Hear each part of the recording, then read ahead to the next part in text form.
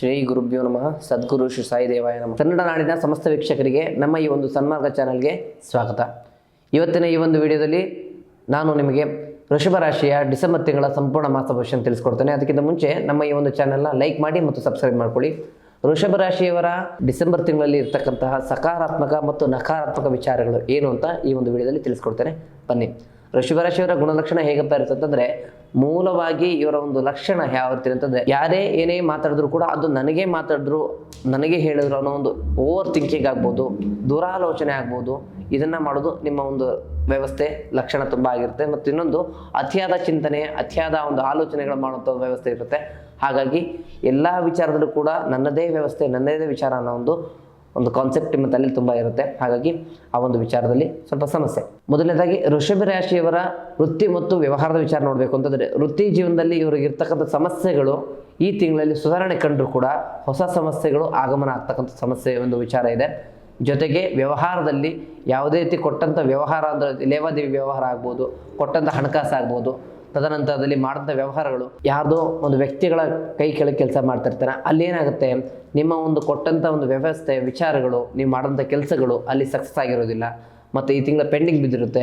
ಕೆಲವೊಂದು ಕೆಲಸಗಳಾಗ್ಬೋದು, ಟೆಂಡರ್ಗಳಾಗ್ಬೋದು ಪೆಂಡಿಂಗ್ ಬಿದ್ದಿರುತ್ತೆ. ಅದು ಒಂದು ತಕ್ಕ ಮಟ್ಟಿಗೆ ಈ ತಿಂಗಳಲ್ಲಿ ಸುಧಾರಣೆ ಕಾಣುತ್ತೆ. ಮತ್ತು ತಕ್ಕ ಮಟ್ಟಿಗೆ ಈ ತಿಂಗಳಲ್ಲಿ ಒಂದು ಲಾಭದಾಯಕ ವಿಚಾರ ಅಂಥದ್ದು ವ್ಯವಸ್ಥೆ ಇದ್ದರೂ ಕೂಡ ಅಷ್ಟೊಂದು ಒಂದು ಸಮಸ್ಯೆ ಒಂದು ನಿವಾರಣೆ ಆಗಲಿಕ್ಕಿಲ್ಲ. ಸಮಸ್ಯೆಗಳಿಲ್ಲ ಅಂದ ತಕ್ಷಣ ನೀವು ಬಿಸ್ನೆಸ್ನ ಎಸ್ಟಾಬ್ಲಿಷ್ ಮಾಡೋದಾಗ್ಬೋದು ಅಥವಾ ಬಿಸ್ನೆಸ್ನ ಎಕ್ಸ್ಪೆಂಡ್ ಮಾಡೋದಾಗ್ಬೋದು, ಇದೇನು ಮಾಡ್ಲಿಕ್ಕೆ ಹೋಗ್ಬಿಡಿ. ಈ ತಿಂಗಳು ಸ್ವಲ್ಪ ತಮಗೆ ಹೇಳ್ಕೊಳ್ಳುವಂಥ ವ್ಯವಸ್ಥೆ ಅಂದರೆ 50% ಸಮಸ್ಯೆ ಇದೆ, 50% ಲಾಭ ಇದೆ ಅಂತ ಕೂಡ ಹೇಳಿದ್ರೆ ನೇರವಾಗಿ ಮಾತಾಗುತ್ತೆ. ತದನಂತರದಲ್ಲಿ ನಿಮಗೆ ಇರ್ತಕ್ಕಂತಹ ಆರ್ಥಿಕ ವಿಚಾರದಲ್ಲಿ ನೀವು ಕೊಟ್ಟಂಥ ಹಣಕಾಸು ಇಸ್ಕೊಳ್ಳುವಂಥ ಒಂದು ಬುದ್ಧಿ, ಒಂದು ಚಾಣಕ್ಷತನೆ ನಿಮಗಿದ್ರೂ ಕೂಡ ನಿಮ್ಮ ಹತ್ರ ಪಡೆದಂಥ ವ್ಯಕ್ತಿಗಳು ನಿಮ್ಮನ್ನು ಮೂರ್ಖರನ್ನಾಗಿ ಮಾಡ್ತಕ್ಕಂಥ ವ್ಯವಸ್ಥೆಗಳು ಸಾಕಷ್ಟು ವಿಚಾರ ಇದೆ. ಮತ್ತು ನೀವು ಕೊಟ್ಟಂಥ ಹಣವನ್ನು ಮೂರನೇ ವ್ಯಕ್ತಿಗಳ ಮೂಲಕ ಯಾವುದೇ ಕಾರಣಕ್ಕೂ ಕೊಡ್ಲಿಕ್ಕೆ ಹೋಗ್ಬಿಡಿ. ಮೂರನೇ ವ್ಯಕ್ತಿಗಳಿಂದ ಕೊಟ್ಟಿದ್ದೆ ಆದರೆ ಯಾವುದೇ ಕಾರಣಕ್ಕೂ ಆ ಹಣ ನಿಮಗೆ ವಾಪಸ್ ಬರೋದಿಲ್ಲ. ಯಾಕಂದರೆ ನಿಮ್ಮ ಒಂದು ವಿಚಾರದಲ್ಲಿ ಹಣವನ್ನು ಈ ತಿಂಗಳಲ್ಲಿ ರಿಕವರಿ ಮಾಡೋದು ತುಂಬ ಕಷ್ಟ ಆಗುತ್ತೆ.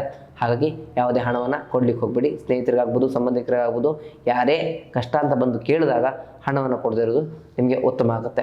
ನಿಮ್ಮಲ್ಲಿ ಇರ್ತಕ್ಕಂಥ ಅದೃಷ್ಟ ಲಕ್ಷ್ಮಿಯನ್ನು ಕೊಟ್ಟು ಅವರಲ್ಲಿರ್ತಕ್ಕಂತಹ ದುರಾದೃಷ್ಟ ಲಕ್ಷ್ಮಿ ಅಂದರೆ ದರಿದ್ರ ಲಕ್ಷ್ಮಿ ಅಂತ ಹೇಳ್ತೀವಿ, ಆ ಲಕ್ಷ್ಮಿಯನ್ನು ಆಹ್ವಾನ ಮಾಡ್ಕೊಳ್ಳುವಂಥ ವ್ಯವಸ್ಥೆಗಳಾಗುತ್ತೆ. ಹಾಗಾಗಿ ಆ ಒಂದು ವಿಚಾರ ಬೇಡ.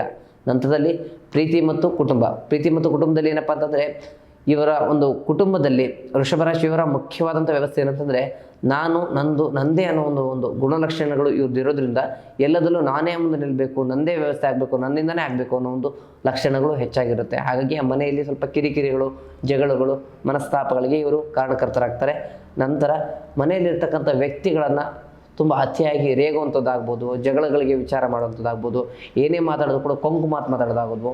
ಇದು ಮಾತಾಡೋದ್ರಿಂದ ಮನೆಯಲ್ಲಿ ಏನಪ್ಪ ಇವರ ಒಂದು ವಿಚಾರಕ್ಕೆ ಸ್ವಲ್ಪ ಅಷ್ಟೊಂದು ಸಾಮ್ಯತೆ ಸಿಗೋದಿಲ್ಲ. ಯಾವಾಗಲೂ ಸಿಡಿ ಅಂತಕ್ಕಂಥ ವ್ಯವಸ್ಥೆಗಳು ಇವ್ರದ್ದಾಗುತ್ತೆ. ಮನೆಯಲ್ಲಿರ್ತಕ್ಕಂಥ ದೊಡ್ಡವರು ಅಂದರೆ ಹಿರಿಯ ವ್ಯಕ್ತಿಗಳಿಂದ ಒಂದು ಮಾರ್ಗದರ್ಶನ ತಗೊಳ್ಳೋದು, ಅವರ ಮಾತನ್ನು ಕೇಳೋದು ನಿಮ್ಗೆ ಒಳ್ಳೆಯದಾಗುತ್ತೆ.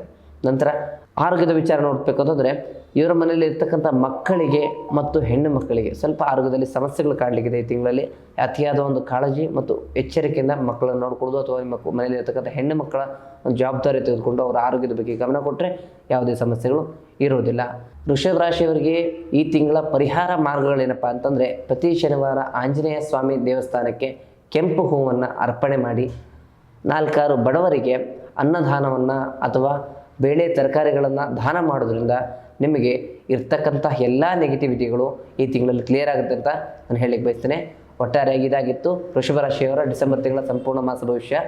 ಮುಂದಿನ ವಿಡಿಯೋದಲ್ಲಿ ಸಿಗೋಣ. ಅಲ್ಲಿ ತನಕ ವಿಡಿಯೋ ನೋಡ್ತಾ ಇರಿ. ಧನ್ಯವಾದ.